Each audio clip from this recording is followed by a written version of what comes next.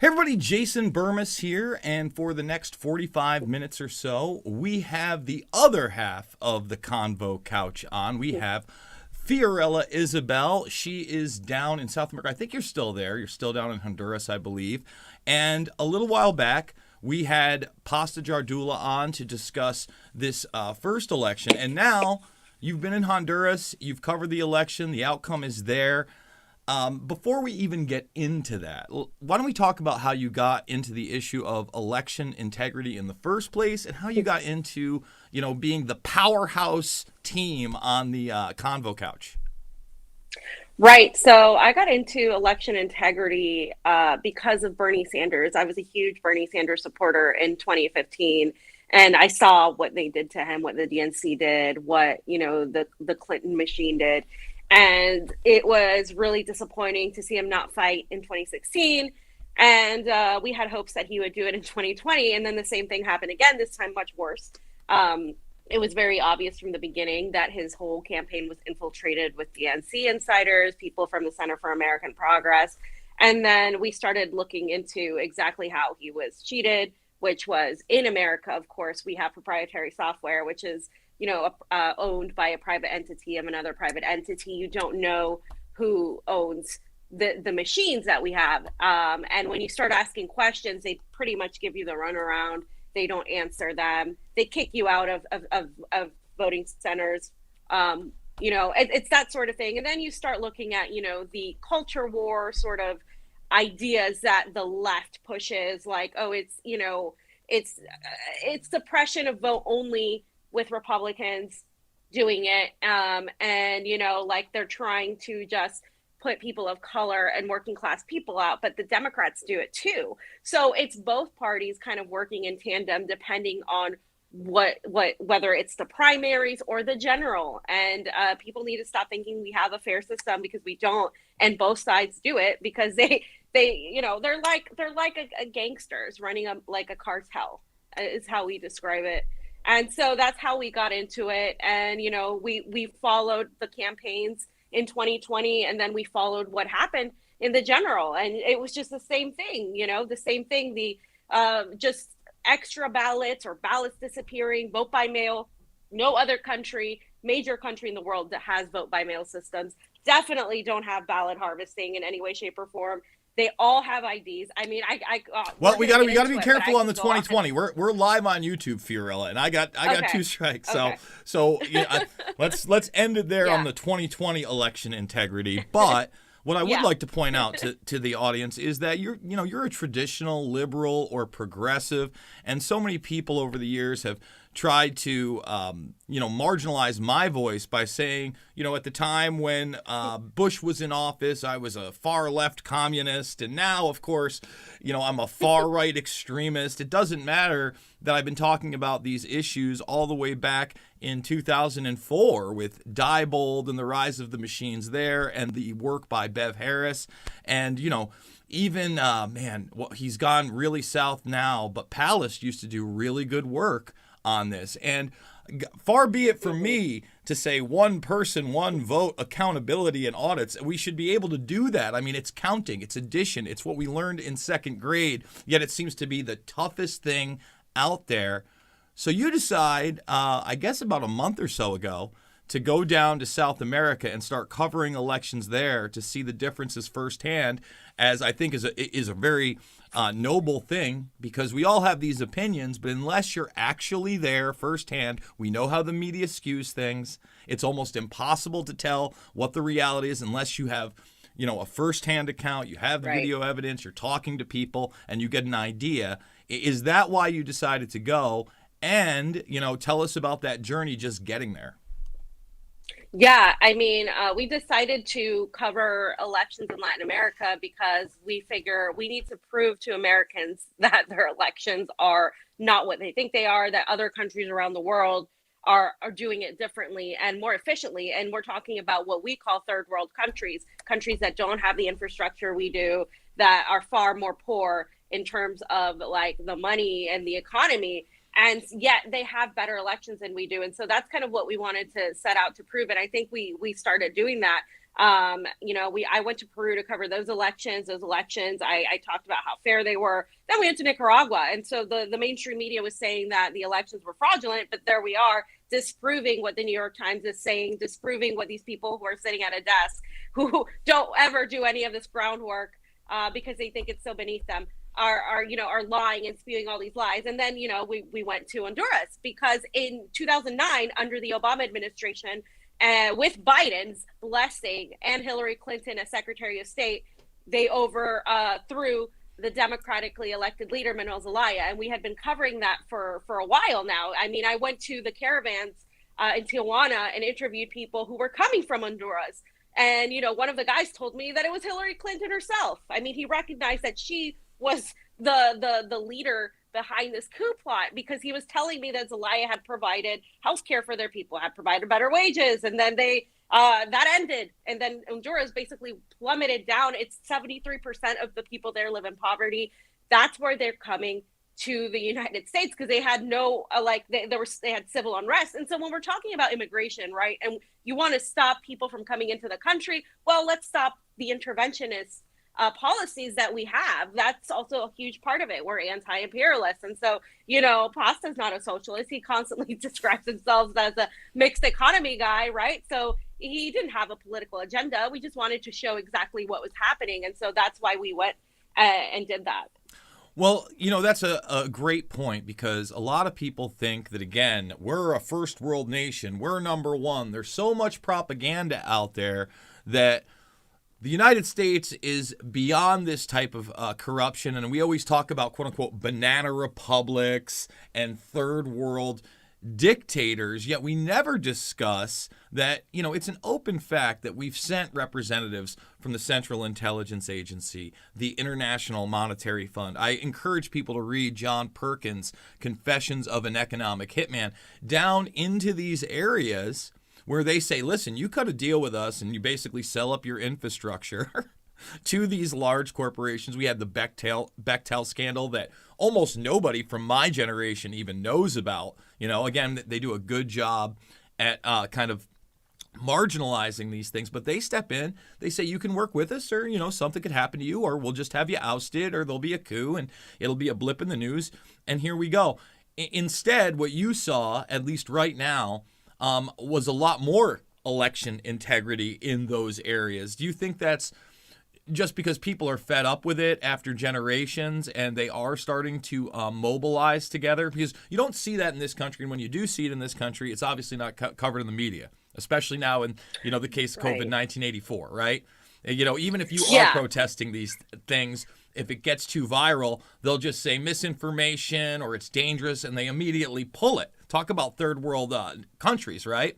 And we do have the infrastructure for this stuff. So speak to that. What did you see on the ground in comparison to what's been happening in this country? Right. So Pasta pretty much covered Nicaragua. So I'll talk about Honduras. I mean, Honduras, first of all, let me just say Nicaragua had the best elections by far of any country I've seen. I still have yet to see Venezuela. They tell me Venezuela has great elections. I want to go see them for myself. But as far as Nicaragua goes, I mean, paper ballots, a very just fluid process. Honduras also had paper ballots. They have ID. And now, because dead people were, and this is hilarious, dead people voted in 2017. Now, this is far less common in the United States. We have the issue of ballot harvesting and the vote by mail and, of course, the electronic machines. But in Honduras, what happened in 2017 was that dead people were voting because even the OAS, the elections were so bad that even the OAS said they were bad. I mean, when the OAS says they're bad, because they stand behind coups. But so what they were doing is they weren't checking. They didn't have enough security, so they added a security. This time they added a thumbprint scanner. It was a biometric system. We were kind of freaked out by it immediately because it was Smartmatic. And we know that Smartmatic has many problems, but it did have problems. Like it did fail a lot of the times. But what they do is when you first walk in, you go and you there's a website where you're supposed to check your ID and where you go vote. Where you go vote is where you go vote. You can't go to any random polling center. You have to go where your designated area is, and it's according to the distance to your house. So it's supposed to be very close. There's supposed to be a ID that you have to get. They had to get a whole new ID that already had your fingerprints on it, so that way you were already in the system. And they did this, of course, because they had a lot of fraud before in 2017. And so then you go into the polling area, and there's people to help you. There's a lot of specifically in Honduras, there was less people than in Nicaragua. Again, it's a very poor country. They were trying their best, but a lot of the party members from the Libre Party were there guiding people because the whole system was down. And that was done by the National Party, which is corrupt. It's a drug cartel party. They're like the guy, has like his brother's best friends with El Chapo. This is the whole thing. So they were like fighting for their lives, literally, in Honduras. And so you walk in, and then you fill out your ballot, and it has all the candidates in there, and you put it in, and then you get your pinky with ink to make sure that you don't vote again. So they're very like specific about making sure you don't vote again. And this time they scanned you with your thumbprint or your fingerprint, any of the fingers that you have.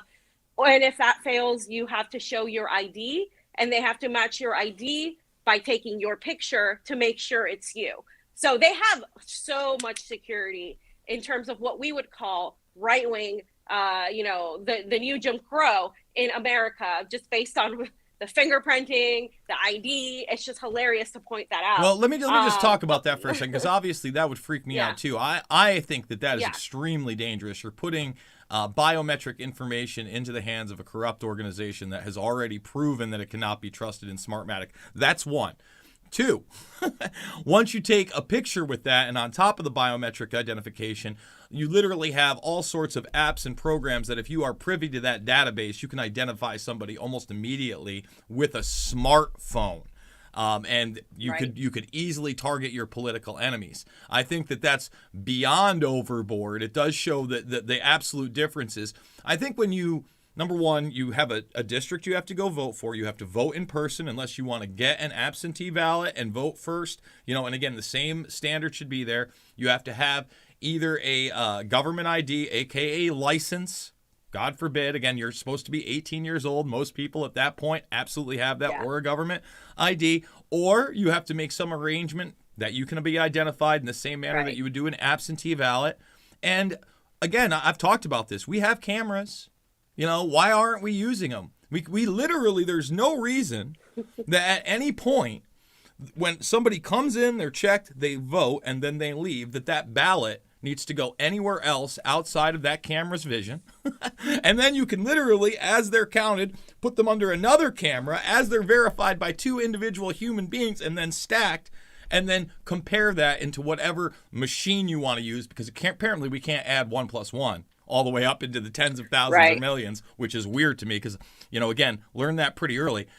And I'm not saying you wouldn't have corruption. People always find ways to cheat, but far less corruption. That kind of worries me, again, that they went that far. I would say, obviously, the measures of them, one polling area where, again, close to your home, that's pretty much how I voted, in New York when I did, until this last year when we had sweeping reforms of, open corruption, in my opinion, through the system. What do you think the final outcome is that?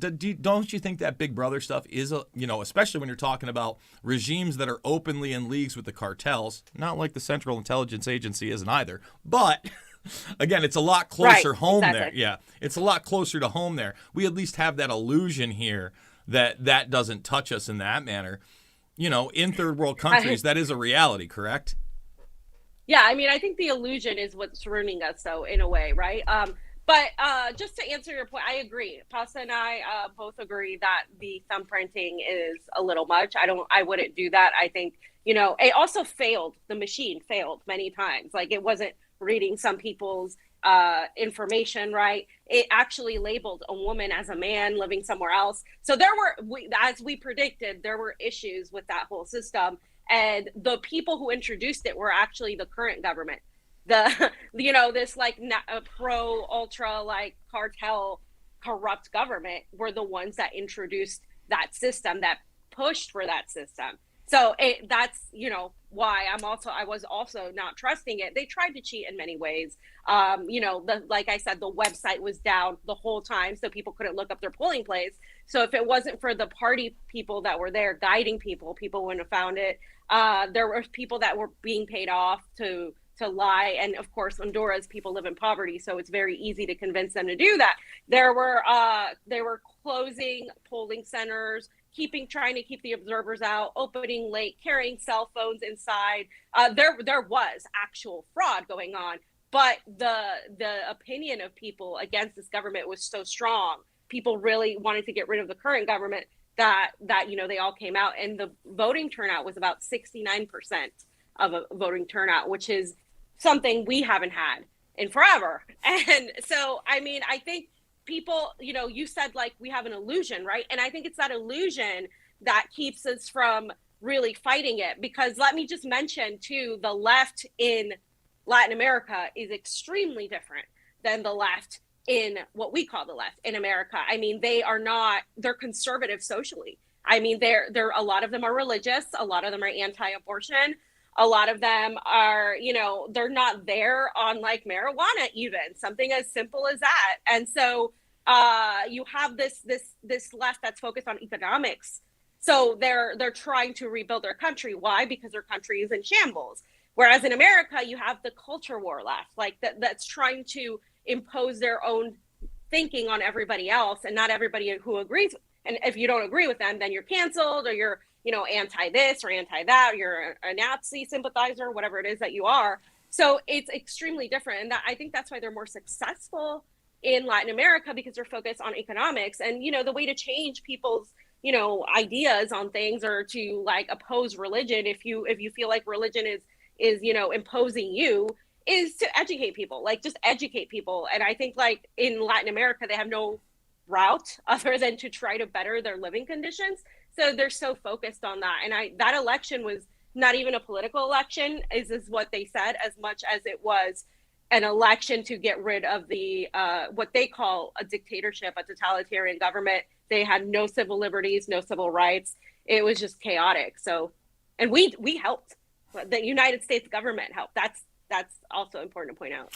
So let's go all the way back to the beginning of that statement where you talk about, hey, yeah, there was corruption. You're always going to have some type of corruption baked into the legal system, right? And, this is just my opinion, YouTube, but I believe that Trump didn't lose the popular vote in 2016. I think that the corruption was there. I think that the algorithms were there for the fractional voting was there for Hillary Clinton, but so many more people were just upset. They had not rigged the system to the extent that they needed to win. And a lot of people don't like that opinion. But again, once they started going back and actually doing recounts via the Jill Stein scandal, all of a sudden Trump was getting more votes. It was weird when you audited the election. They shut that down. But again, you're saying that, again, the corruption was so outright that no matter what, so many people showed up. 69% is a huge number. Number one, yeah. Do you think that if you were able to do that in the United States, get 70+% in a national election to actually show up, not just, mail it in or email it in by 2024? Who knows what they're going to do, folks? Let's be realistic. Don't put it past them. That could be the next thing. Oh, no, we're going to email it in. If we got to that level, do you think at that point, with the return of polling stations and the outright visuals, that we have a possibility of taking this country back? Or do you think that it's a foregone conclusion we won't see that in 2024 because of the infrastructure they're currently setting up? Yeah, I don't think we're going to see that in the United States because we have proprietary software. We vote electronically, and we don't own the machines. Venezuela also has machines, but they have like an audit system. They have, we don't audit. We have like a 1%, if that, audit and tally of what every random thing. They call that an audit, but it's not an audit. So no, I don't think we're going to see that because people think their elections are fair in America, and they're not. People are still duped because now if you question the election system, you're a right-wing Republican Trump supporter. So that whole thing. When did the left start like becoming what they hate. I mean, it's just crazy to me. We were the ones that were supposed to question the elections. They did what they did to Bernie Sanders. They went and did it in the general. I don't want to, in my personal opinion, as Fox says.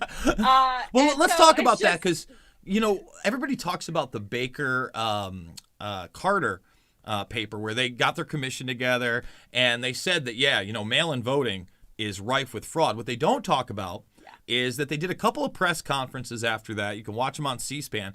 But Carter openly says, look, with these machines, we need at least like a random 3% audit on all of them just to try to keep them in check. And I thought that was a lot. Imagine 3%. Even 3% is ridiculous. You would think 10% would be low.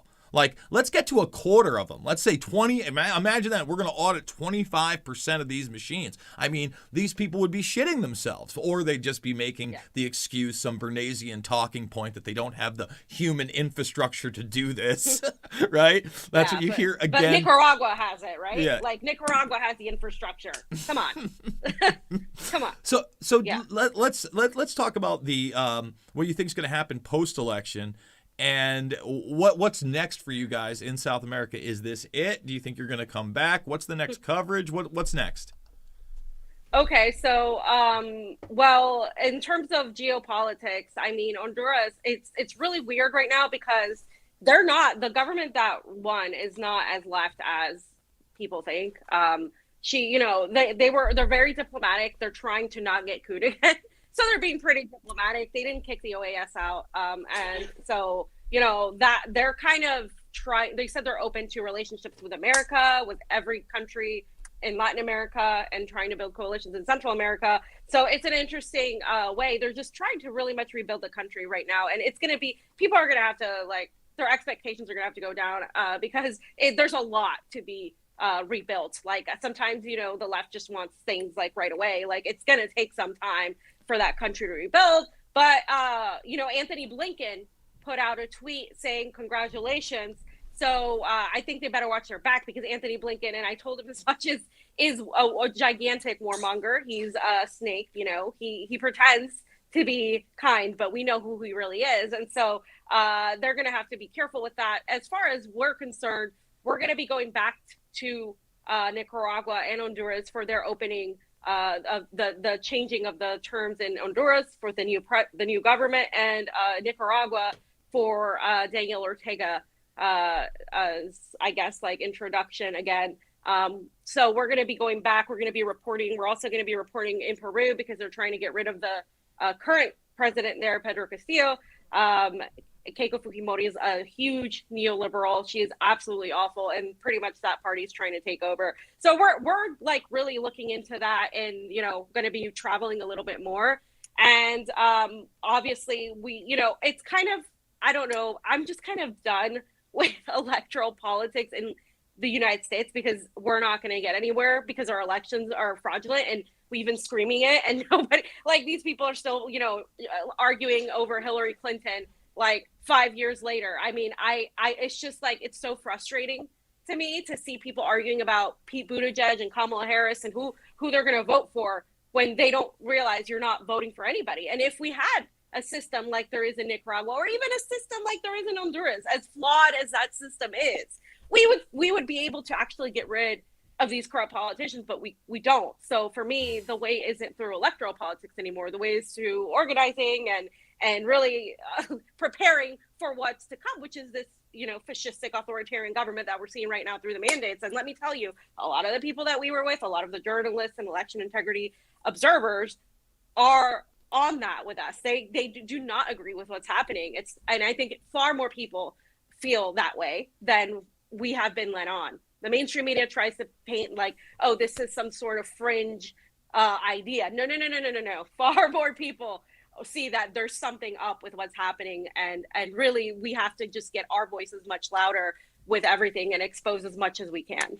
So back to Tony Blinken, because I think it's so important to point out that, of course, this man is not to be trusted.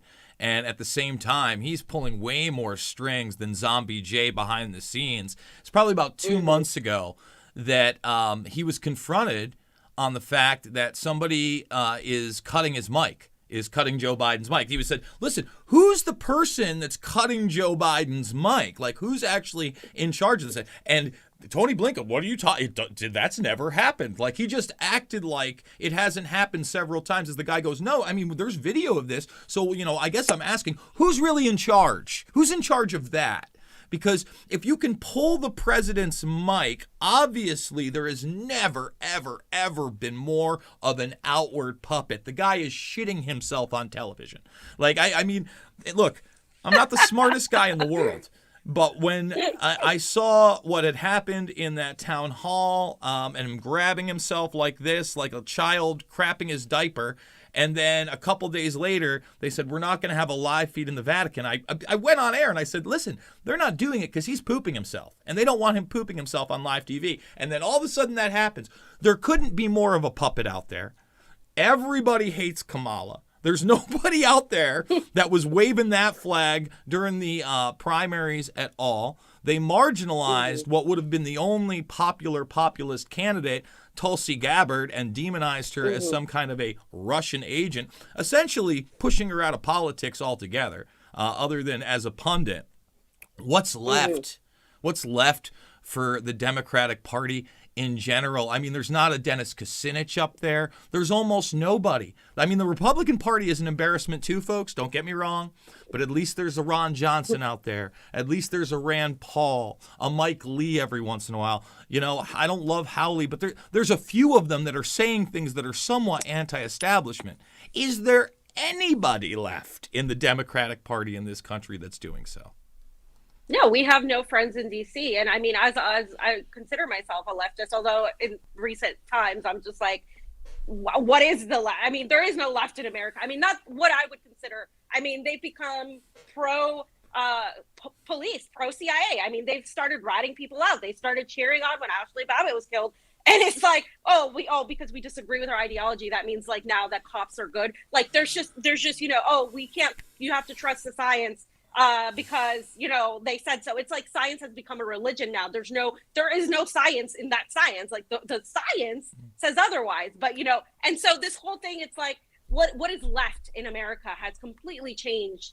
Like I said, it's totally different in Latin America, and we don't have any friends in DC. We don't have any anti-imperialists. The squad all go along with imperialist votes. They do. They take their turns. They shift. One votes for war and sanctions on one day, then the next time somebody else does it, they do this, and that's what they are. They're like the facade of what is supposed to be an anti-war, progressive candidate. They're not progressive at all. I mean, and that term has lost its touch because Nancy Pelosi considers herself a progressive. So, I mean, it's just ridiculous. We live in a cartoon, as my friend Steve says, our friend Steve.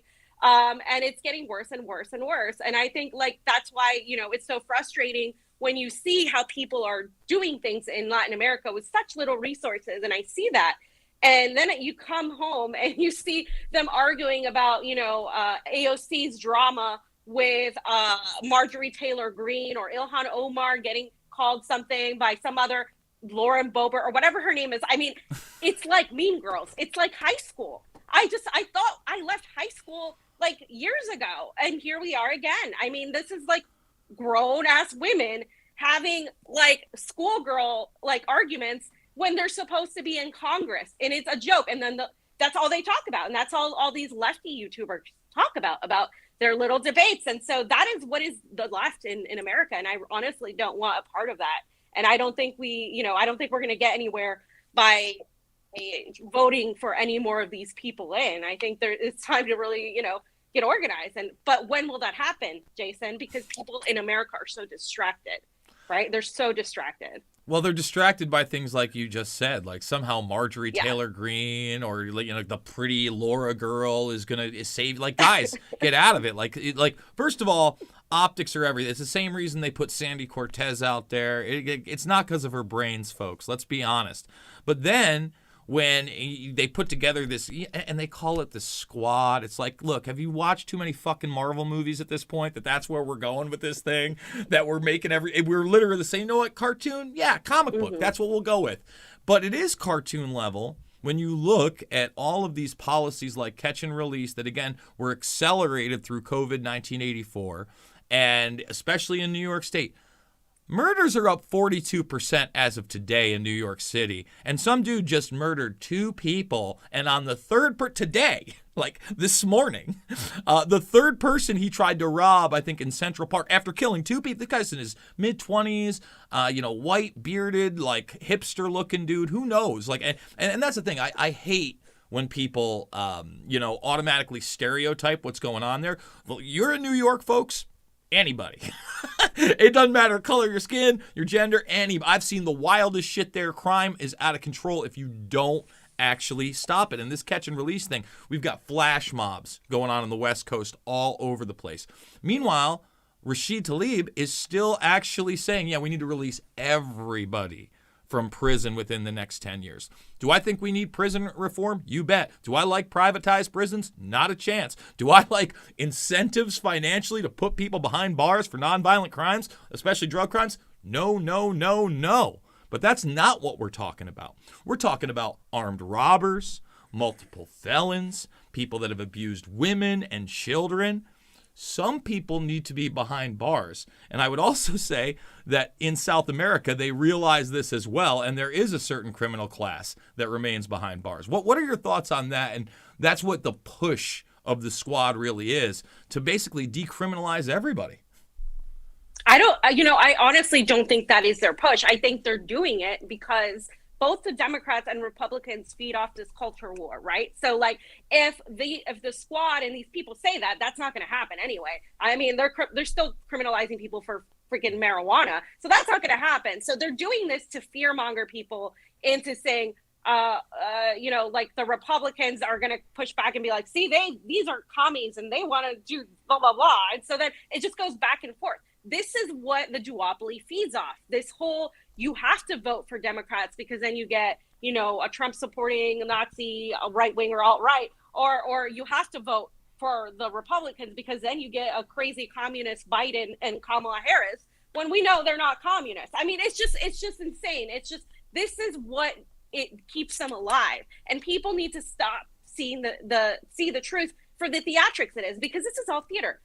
They're all actors. This is all theater. And I'm telling you, somebody that's worked in the entertainment industry, it's theater. They're putting on this show to continue getting people fear-mongered into one side or the other. Meanwhile, they're both working behind the scenes to really have an authoritarian, fascistic country. I mean, the whole, mandate situation, what's happening in Australia, what's happening all over, in Germany and Austria, that's going to come eventually. Like, people think like that it's not going to happen. They said the same thing about, they're not going to, impose mandates on flying.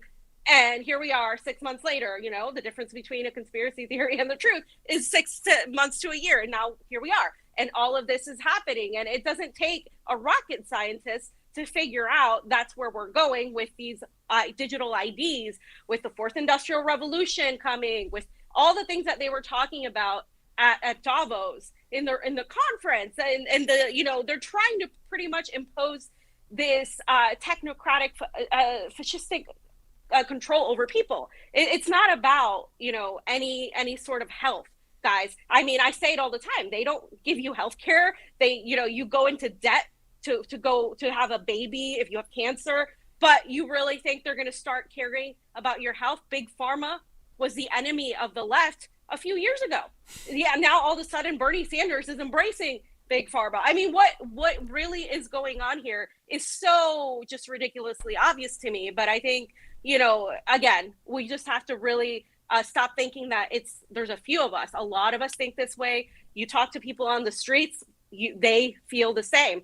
And it's not just, in the United States, it's in Latin America. People are also questioning. I mean, I have to say, Evo Morales, the president of Bolivia, the ex-president of Bolivia, who was couped, he said that he thinks this whole thing is a gigantic attempt to control people. And so he used the words, quote, New World Order. He used that. He said that. And so, and this is the socialist president, ex-president of Bolivia. So this is not a left-right thing. This is us, the people, against the predator class. And that's what people need to really, really come around to. And unfortunately, there's a segment of the left that, because I'm on your show now, are going to say, oh, Fiorella is an alt-right, blah, blah, blah. They already say that, so who gives a fuck anyway? Yeah. But yeah. Listen, all right, so let's talk about that.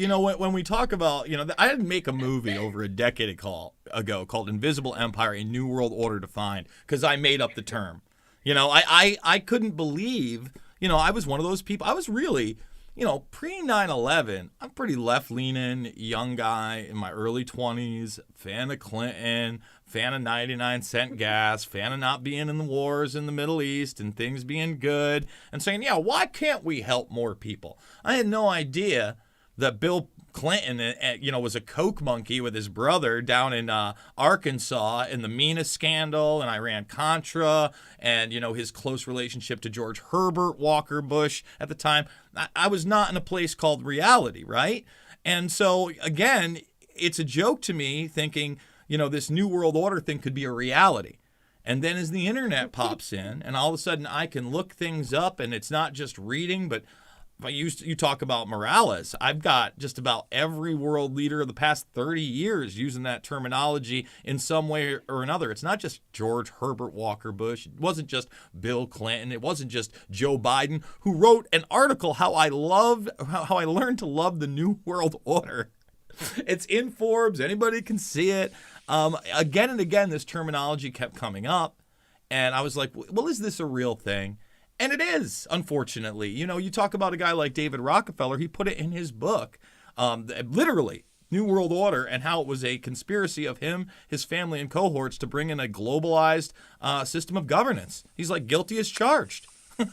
And then you look at how the Rockefeller Foundation is really at the epicenter of this movement to create tax-free philanthropic organizations that work with government behind the scenes on all sorts of things that are indeed health related, and they just happen to be military industrial complex related as well.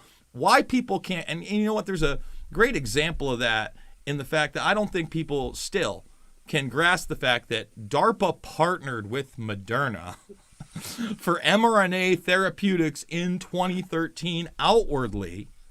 And then they had their collaborators with AstraZeneca, Bill and Melinda Gates. It's on their own website. Remember, at the time, it wasn't called a vaccine because it didn't fit the definition. And then you see what they were really working on. And it was a grant to fight pandemics, including coronavirus pandemics, again in 2013. You show that to people, and they just can't grasp it. They don't understand what Operation Warp Speed really was, and that's a big fault of the right. They thought Donald Trump and the superheroes were going to come in, and we're going to do it. And you talked about this technocratic fascism. Well, the database just got voted on, the SHOT database, the National SHOT database for the United States. 80 Republicans voted for it and passed it, folks. All you conservatives out there better realize they're passing this stuff too, and they're still going for it. And there's barely a handful of people speaking a smidgen of truth amongst the buffet of lies that we're fed every single day. So you said you're going to be covering post-election. Does that mean you guys are staying there for a little bit longer? You're coming back up to the States? You're going back down? What's next? No, we're already back in this. I just got to Florida, and then from Florida I go to LA, and then I come back because it's Christmas, so I'm going to visit family. But then in January is when we start traveling again. So yeah, that's what's next. We're going to try to like hunker in and do studio, our daily schedule again. It's crazy hectic traveling right now, especially with the COVID stuff. Like you have to get tested all the time, and it's expensive. They're making a business out of that too, by the way. If you need a PCR test the day before, which is anybody that's not vaccinated, it costs like $300 at the airport. In Latin American countries, it's a lot cheaper, but it's still expensive, especially if you have to get it tested all the time. And pretty much, I mean, it's just getting impossible to travel if you're not vaccinated, to those people who are not.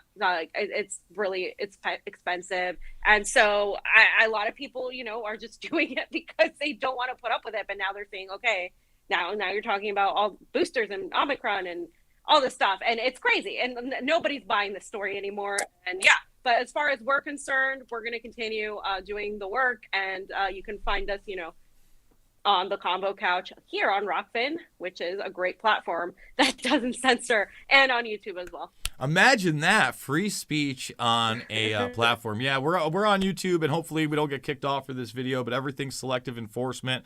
Hopefully there was no medical misinformation here. We didn't challenge elections or go against the thought police over at the World Health Organization. TheConvoCouch.com is the website. At Fiorella_IM is where you can follow her on Twitter. And Fiorella, thank you so much for joining us. We really appreciate it over here. Thank you for having me. You rock. All right, guys. There we go. That's Fiorella from the Convo Couch. I do want to remind everybody, if you want to support this broadcast, if you're watching on YouTube, if you're new, please thumbs it up, subscribe, and share. I will be hosting the 4th hour of the Alex Jones Show today, unless something else goes on, but I'm actually going to be testing for that because it's not about right or left to me at all, ever. Not a bit. Never been. Not a thing. So we're going to be talking a lot of stuff over there, including a lot of Trump's failures. I'm going to be doing that over at InfoWars because, again, I need people to understand you need to be your own hero. You cannot invest in these politicians, okay? And if you're watching on YouTube, make sure you make the free Rockfin account. Again, it's selective enforcement. We can be kicked off at any time. We're fully demonetized there. Go make the free account. Come on over. If you want to support the broadcast, you hit the subscribe button, right? And then what that'll do is for $9.99 a month, you get everybody's premium content, but you endorsed Jason Burmis, but you get everybody, or $99.99 for the year. Help support me. The GoFundMe is down below. I want to thank Odyssey for backing up my entire YouTube channel, as it could be taken away at any moment. And remember, all the documentary films are free. Loose Change, Final Cut, Fabled Enemies, Invisible Empire, A New World Order Defined, and Shade the Motion Picture. Guys, I love you. It's time to become the great resistance to this very real Great Reset agenda, and I will see you on the flip side.